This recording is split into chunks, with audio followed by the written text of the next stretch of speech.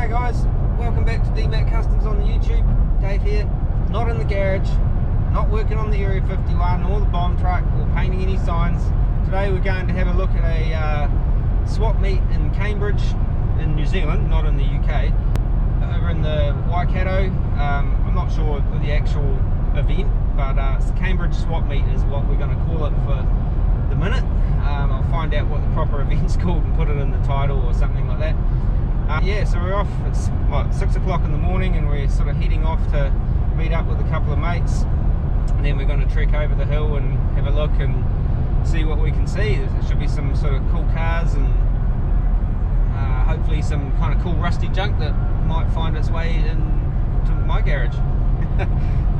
Or maybe some shiny junk, but yeah, anyway, we'll have surprising how many people are up this early on a Sunday morning. There's people walking and all that sort of stuff, but well, they must have wet the bed as well, but yeah, that's another story. Anyway, we'll see you there and we'll have a look.